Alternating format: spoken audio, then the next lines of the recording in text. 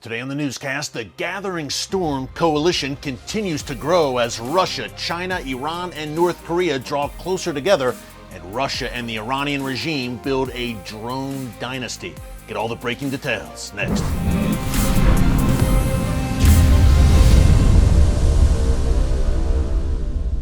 Hey folks, Erick Stakelbeck here. Welcome to the Watchman Newscast. We've called it the Gathering Storm Coalition.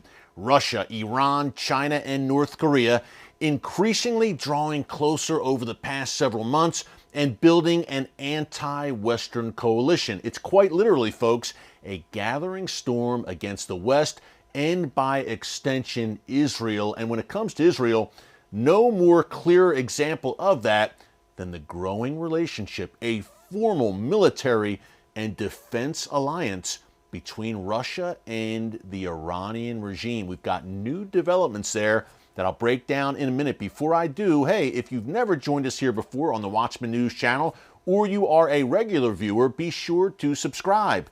Click the notification bell so you get alerts every time a new video is posted right here on our YouTube channel.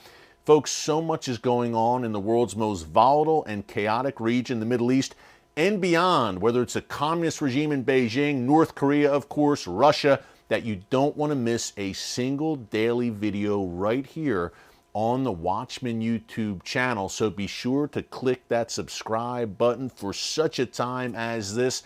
Let's break it down. Russia and Iran, new developments. Now, we've been sharing here frequently on the newscast over the past several months how the Iranian regime sees itself as a drone superpower. The Iranians are literally mass producing these Shahed drones off the assembly lines in Iran. And not only is the Iranian military and Iran's Islamic Revolutionary Guards Corps both using these drones to their own ends, they are equipping their proxies throughout the region. In particular, of course, Hamas and Palestinian Islamic Jihad in Gaza, Hezbollah in southern Lebanon, the Houthis in Yemen, and those various Iran-backed Shia militias in Syria and Iraq. Hey, when it comes to those Shia militias, we've seen the damage they have done against U.S. bases in both Syria and Iraq. Iranian-backed attacks against U.S. forces in those two countries, at least 78 of them since January 2021, and many of those attacks involve, yes, these Iranian-made drones, but Iran and its proxies, they're not the extent of the drone dynasty that Iran is forming. No, folks. As we have reported here in the newscast, Iran is supplying Russia, the Russian war machine in Ukraine, with a healthy dose of these drones as well. U.S. officials said yesterday that since August 2022, Iran has supplied Russia with at least 400 of these unmanned aerial vehicles. And these are drones which are packed with explosives, and they are programmed to fly into a target and then detonate, of course.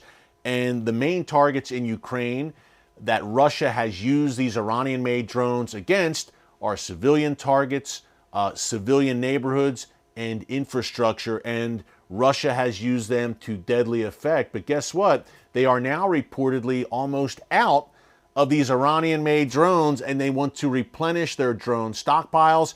So they are turning back to their good friends in Tehran, and they are asking for more. And surprise, surprise, the Iranian regime is all too happy to comply with that Russian request, to the point, and we reported this a little while ago here in the newscast, Iran is now reportedly considering building a drone factory in Russia and mass producing thousands of these attack drones. And obviously a whole lot easier for Russia's war machine to get their hands on these drones if they are produced right there on Russian soil. So again, Iran sees drone warfare as the tip of the spear for its jihad against Israel and its future plans there.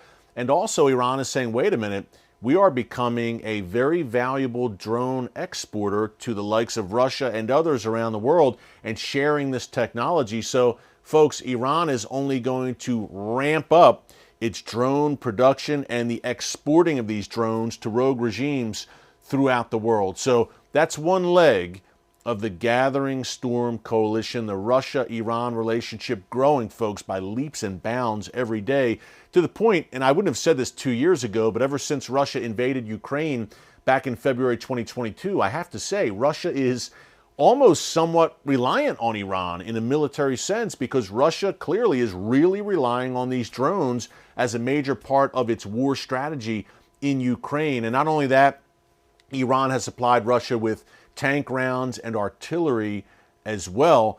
The big question we've posed this many times here in the newscast, okay, assuming obviously this is a quid pro quo relationship between Russia and Iran, what does Iran get in return? We know the regime in Tehran has asked for attack helicopters, that Russia has agreed also to supply Iran with fighter jets. And look, the Iranian Air Force, folks, is very, very outdated. They have fighter jets from the 1970s that they're still using, so Russia will update that. And perhaps nuclear know-how. Would Russia help Iran with its nuclear program? That's another big question, because Iran is certainly helping Russia and standing with Russia on the international stage as well, openly. But the big point here, and this brings us back to Israel being profoundly affected by this Gathering Storm coalition. And by the way, Iran and China also have a long-term alliance. I believe it's a 25-year alliance that they have, or a partnership that they signed, where the Iranian regime will equip China or send cheap oil and gas to China, and China will supply Iran with military know-how that it no doubt would eventually use against Israel. And to that end, you have to think that Iran is saying to Russia, hey, wait a minute, we're your friend and ally, and as is Hezbollah, as is the Assad regime in Syria, and yet you, Russia, are letting the Zionist entity, Israel, as Iran would call it, continue to strike us and embarrass us and weaken us in Syria with hundreds upon hundreds of airstrikes over the past few years. And folks, I would not be surprised if Iran is nudging Russia on a regular basis, because these strikes are happening, these Israeli strikes, under the noses of thousands of Russian soldiers in Syria. As we've talked about here on previous newscasts, Israel and Russia have an understanding. They call it the deconfliction mechanism, where Russia stands aside essentially, and Israel operates freely and strikes Iran there. Israel needs that freedom of movement in Syria, because an Iranian military presence, precision-guided missiles, and all the rest on Israel's northern border in Syria is an absolute red line for the Jewish state. Russia has stood aside until now. Does a day come where Russia says, Israel no more, no-fly zone? As Russia and Iran draw closer, folks, I do not believe that that is outside the realm of possibility. And if and when that happens, Israel has some major decisions to make. That prophetically, certainly this betrayal is going to happen, where Russia, I believe, turns against Israel, aligns itself with Iran as part of that Gog-Magog invasion, as laid out in the book of Ezekiel, chapters 38 and 39. You might say, Gog-Magog, what are you talking about? Funny name, I know, but I strongly encourage you folks, go and read the book of Ezekiel, chapters 38 and 39, about this latter days confederation that comes against Israel, led by Russia and Persia. That's modern-day Iran.